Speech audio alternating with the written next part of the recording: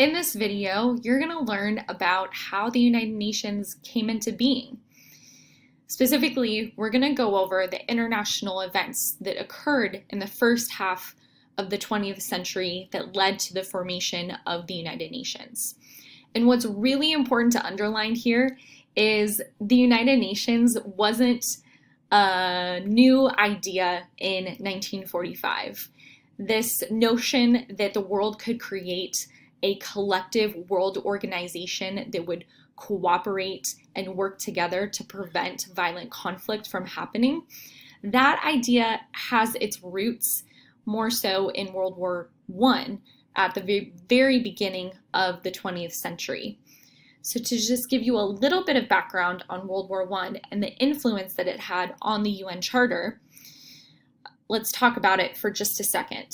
World War I lasted 4 years, from 1914 to 1918.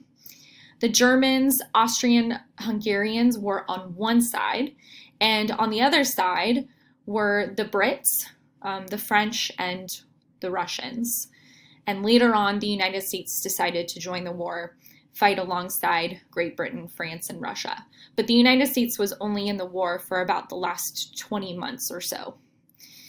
The thing about World War I is it was characterized by absolute devastation. There was an extensive amount of trench warfare that happened, and that's because we had new technology. Militaries were more sophisticated than they had been before, and so the destruction was much more significant and much more immense. You'll see here in this picture that there is a soldier wearing a gas mask, and there are even two dogs sitting on each side of him that have gas masks on. This is because chemical weapons were used extensively in World War I. Okay, approximately 10 million people died in this war. So at the end of the war, obviously the international community wasn't fond of what had just happened, and they wanted to prevent something like this from happening again. And so all of the key players and actors met and signed the Treaty of Versailles. The Treaty of Versailles did several things. Forced Germany to give up a lot of its territory, forced Germany to pay reparations, admit that they caused this mess to begin with.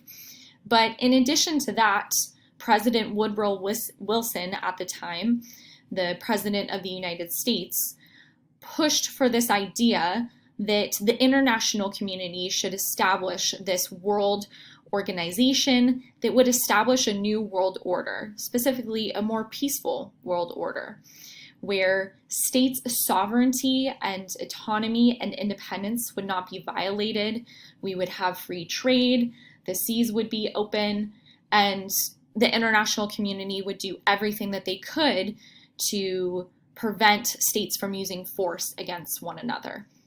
So here comes the League of Nations. The League of Nations was created as a result of the Treaty of Versailles.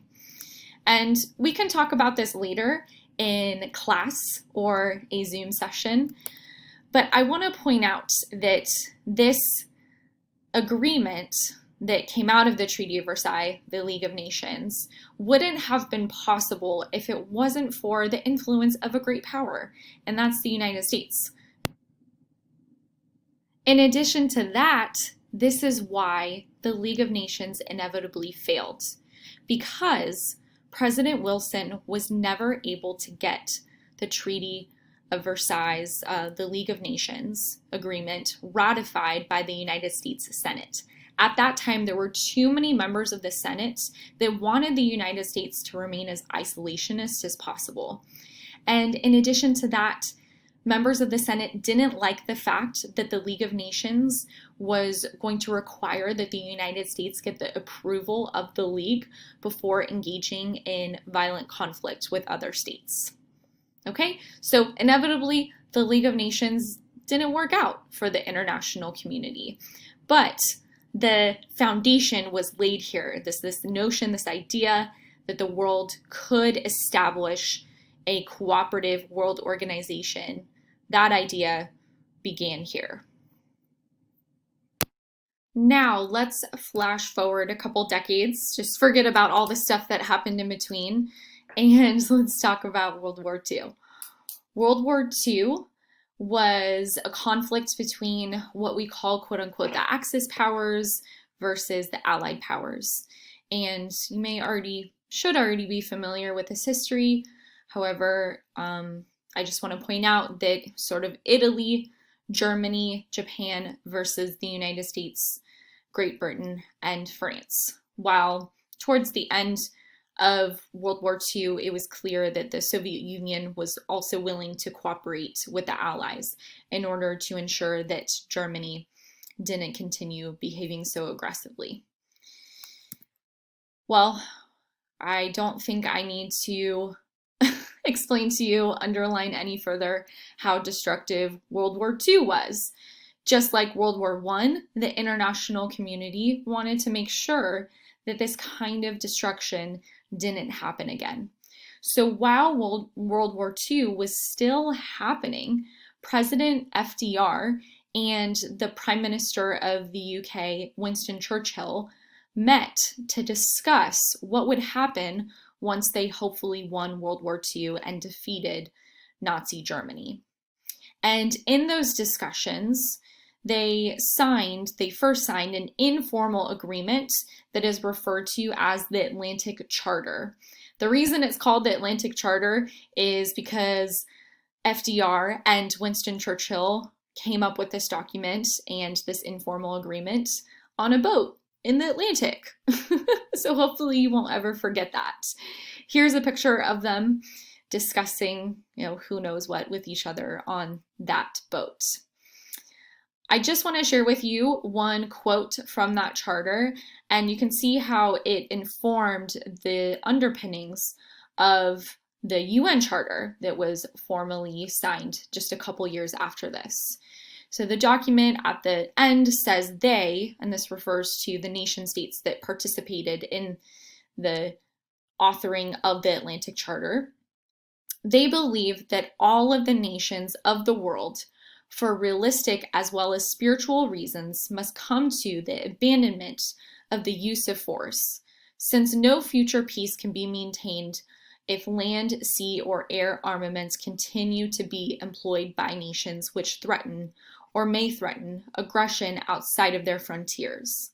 They believe, pending the establishment of a wider and permanent system of general security, that the disarmament of such nations is essential.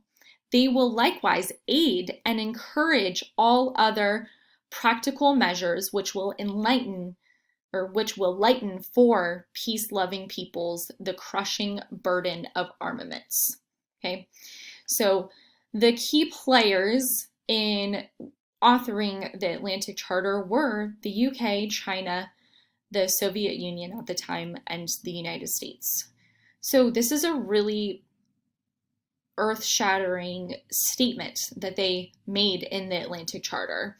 Specifically, all four of these great powers are agreeing to not only prevent violent conflict from happening in the future, but you'll notice that towards the end of the declaration, the quote that I just shared with you, these great powers are also committing to promoting peace in all parts of the world, in all regions of the world, protecting people, right? Promoting peace among peoples, not just necessarily among the people of their states, okay?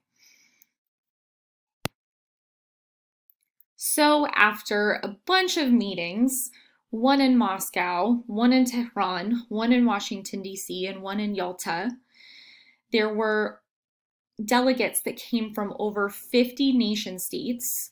They all came together in San Francisco, and they authored the UN Charter and were successful in finally signing it. So this signifies the beginning, the establishment of the United Nations. It's no surprise to you that the UN evolved thereafter through the Cold War and the oil crisis of the 1970s all the way through the 2008 financial recession, and now where we're at with coronavirus. Just like the United States Congress or any nation state or any organization, the United Nations has changed and evolved as an institution. I do want to point out that the Cold War is an important era for the United Nations. And in many ways, the conflict between the United States and the Soviet Union minimized the power and the efficacy of the United Nations. And that's because the United Nations has a Security Council, which we'll go over in a little bit.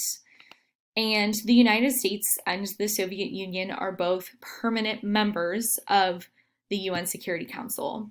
And the UN Security Council uses a procedure that requires that all 5 great powers that sit on the Security Council have to authorize any sort of military engagement. And it only takes one great power to veto that proposal in order to stop that military engagement from happening. So throughout the Cold War, we saw a lot of infighting between the United States and the Soviet Union, and as a result, that minimized the effectiveness of the United Nations because of the fact that they both sit on the Security Council. In addition to that, it's important to note that because the United Nations started off with 50 member states, doesn't mean that that's the size of the UN now. The United Nations has a much higher number of member states, and that's because in the 1950s and in the 1960s, there were a lot of countries on the sub-Saharan African continent, in the Middle East, and in Asia that gained independence, as you can see from this map. So that has also significantly changed the makeup of the United Nations and the nature of the organization, the institution itself. Lastly, I just want to point out some contemporary issues related to the United Nations.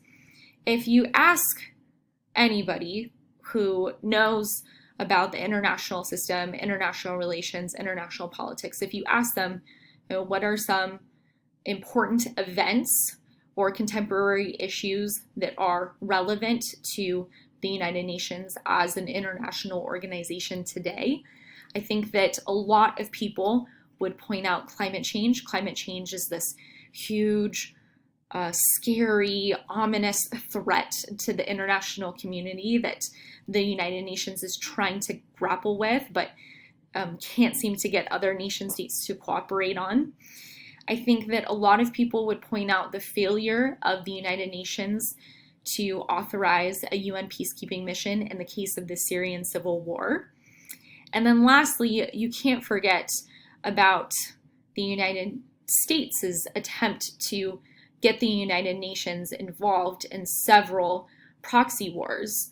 And so specifically, I think a lot of people would mention the fact that the United States tried to get to the UN to authorize the invasion of Iraq in 2003 and the overthrowing of Saddam Hussein. I think some others would also probably mention NATO's intervention in Libya when Libya was under the power and influence of Gaddafi. And then on top of all of this, right, we have coronavirus, we have COVID-19.